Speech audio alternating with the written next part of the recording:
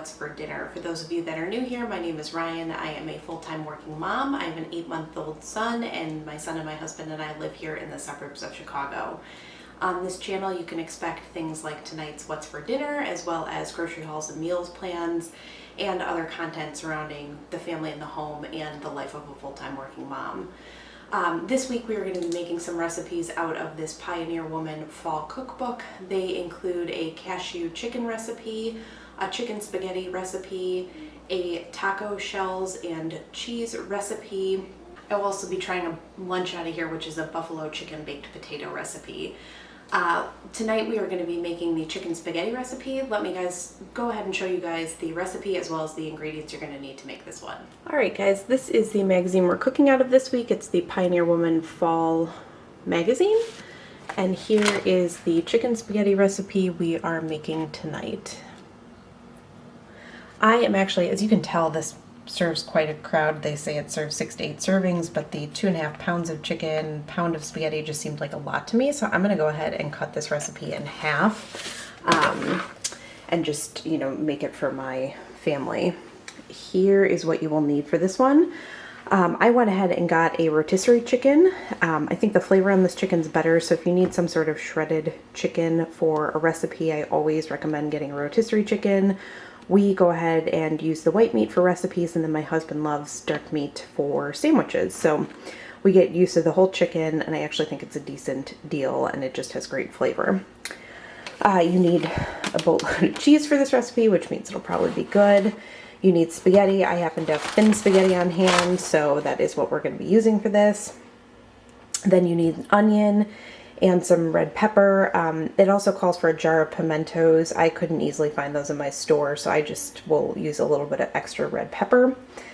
And then the recipe calls for a can of cream of mushroom soup. I think my husband's gonna like it better with cream of chicken, so I'm gonna go ahead and substitute that.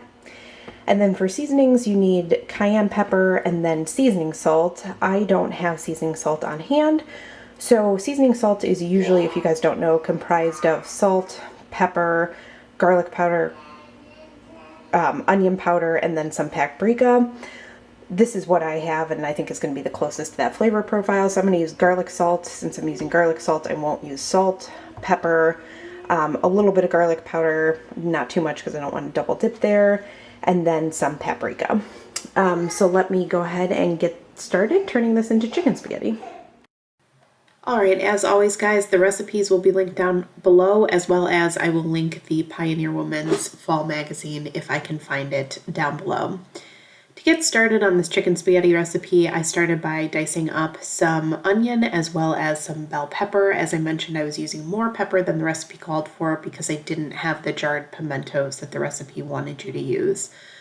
Once you get your vegetables ready, I threw them in a bowl with the chicken. This should be about 1¼ pounds of chicken, as well as 1 cup of cheddar cheese, and then what would be 1/16 of a teaspoon of cayenne pepper. I just used 1/8 teaspoon.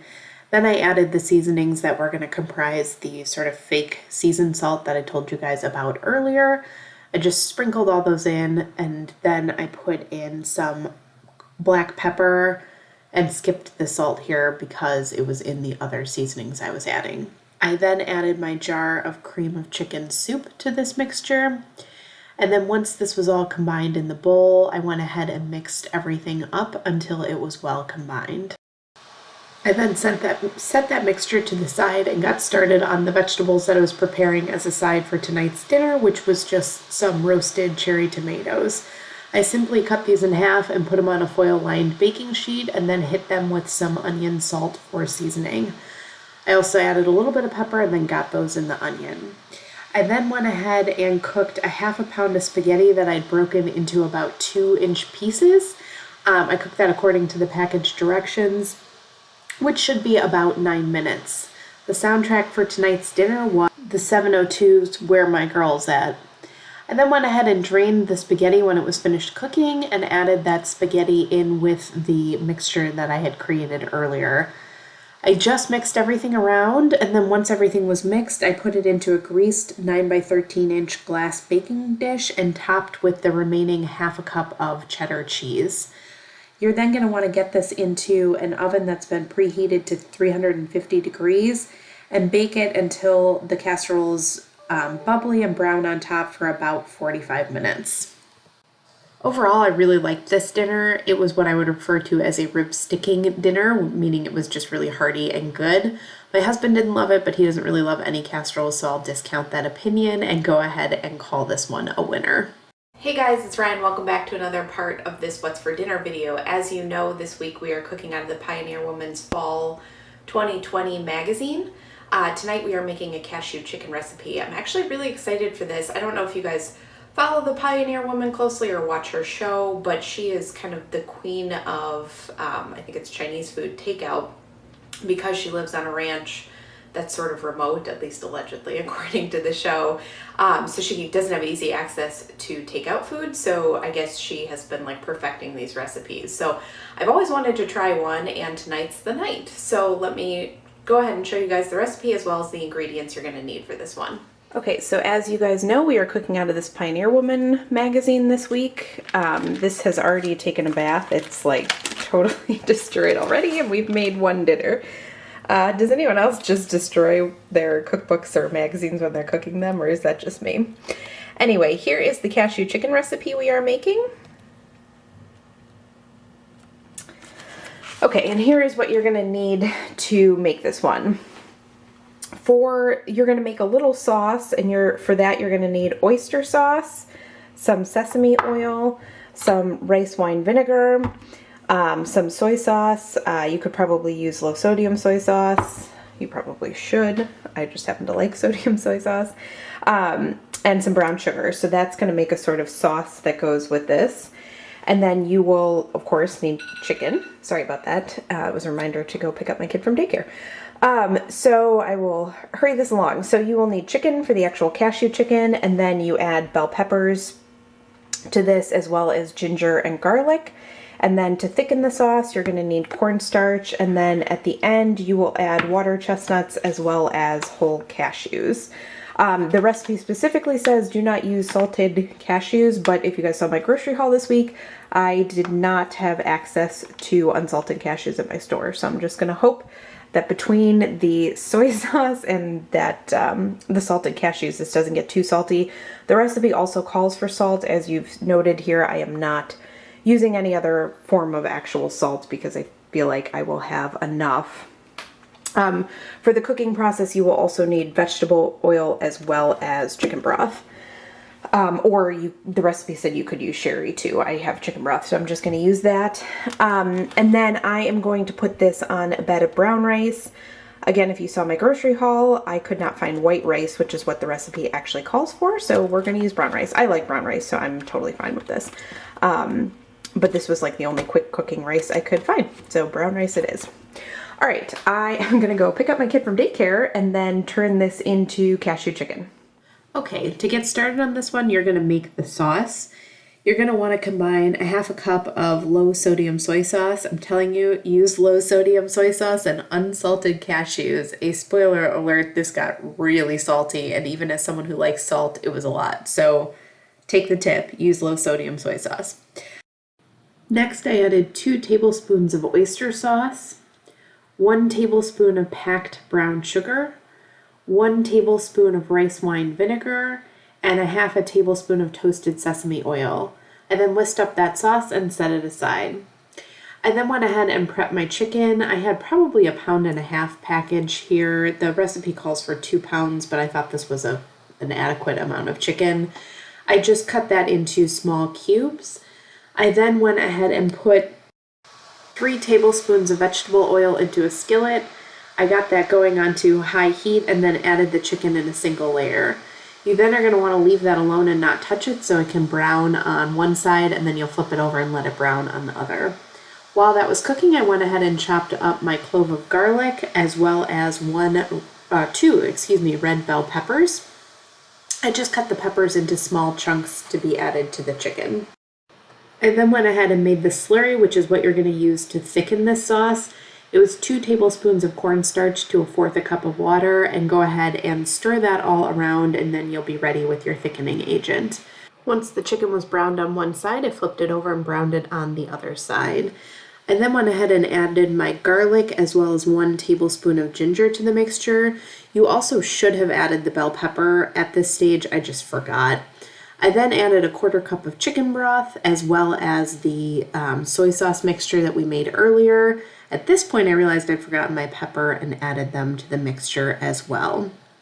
You're then going to go ahead and add that slurry so that the sauce kind of thickens up. You're going to want to simmer this until the sauce actually thickens for 1 to 2 minutes. You're then going to add your 1/2 can of water chestnuts as well as 1 cup of unsalted, remember the unsalted, cashews. I then went ahead and served this on a bed of brown rice. You guys, I loved this dish. I will 100% be making it again. It was super quick and easy, and yes, it called for a lot of ingredients, but I thought it was simple to make and tasted delicious. Hi guys, it's Ryan. Welcome back to another episode of What's for Dinner. As you guys know, this week we are cooking out of the Pioneer Woman's Fall magazine. Tonight we are going to be making a taco shells and cheese recipe. This was actually one of those showdown recipes. If you're familiar with their magazine, they'll do like a this versus that, his versus hers kind of magazine, and this was the his like version of mac and cheese. So I actually think it's going to be really good, and I'm super excited to try it. One of the reasons I wanted to try this in particular is, number one, I had elbow macaroni that I needed to use up, and number two, I actually had sort of an Amazon ordering fiasco. We couldn't find the taco seasoning we like to use in the store, so I thought I was ordering a packet of taco seasoning from Amazon, and it turns out I ordered a 12-pack. So I have been trying to find any and all recipes I can use to use up some of this taco seasoning, and of course just making tacos, nachos, anything that will use this taco seasoning. So I'm going to show you guys the ingredients. I'm going to show you the spices you would use if you were making like the Pioneer Woman recipe version of the spices, and then I'll just show you the taco seasoning I'm going to use as well. So let me go ahead and show you guys the recipe as well as the ingredients you're going to need for this one. All right, so as a reminder, here's the magazine we're cooking out of this week, and as I mentioned, this is the Cowboys versus Cowgirls version of 2 different kinds of mac and cheese. We're going to be making this one the cowboy version tonight, and here is the recipe. Okay, so what you're going to need for this one is a pound of ground meat. I'm using ground turkey. The recipe calls for ground beef, I guess because very stereotypically ground beef is more of a cowboy thing than ground turkey, but we're going to try to make this a little bit healthier, so we're going ground turkey. For the sauce for this, you're going to need some whole milk. I think it calls for 2.5 cups of Monterey Jack cheese, or cheddar jack cheese. I happen to have sharp cheddar and then some mozzarella that I want to use up, so I'm going to use this as my cheese combination. If you guys saw my grocery haul, it also calls for Velveeta. I think what the recipe wants you to use is like the, I'm going to say hard form version of Velveeta, like an actual chunk of it that you cube up. I couldn't find that in my grocery store, so I'm going to steal the cheese packet from this Velveeta shells and cheese. And hope that's good enough. I asked you guys in my grocery haul, but I'll ask here too. Do you guys know where to find like the cube version of Velveeta in the grocery store? I swear I looked and asked and it didn't exist, but maybe I'm just not looking in the right place. So let me know in the comment section down below. For pasta, as I mentioned, I have some elbow macaroni to use up, so I'm going to go ahead and cook that up. I am going to add a can of diced tomatoes. The recipe calls for diced tomatoes with green chilies in it. I think my husband would prefer just plain diced tomatoes, so we're going to go with that. And then you will need the standard olive oil, salt, pepper, and then the recipe also calls for butter. As I mentioned, I am going to go ahead and use this McCormick taco seasoning packet. This is one from the box of 12. I swear I still have like 9 to use up. I'm gonna be making tacos for like the rest of my life. Good thing that this is so shelf stable that it will be good forever. But anyway, if you were going to be making the Pioneer Woman's version of the spice blend, you would need chili powder, cumin, garlic powder, onion powder, and as well as paprika. So you could certainly use this spice combination to flavor this. As I said, I'm going to use a packet of taco seasoning. So anyway, let me go ahead and turn all of these ingredients into taco shells and cheese. To get started on this one, you're going to want to go ahead and brown your meat first. So to do that, I added 2 tablespoons of butter and 2 tablespoons of oil to a Dutch oven over medium-high heat and went ahead and browned my beef.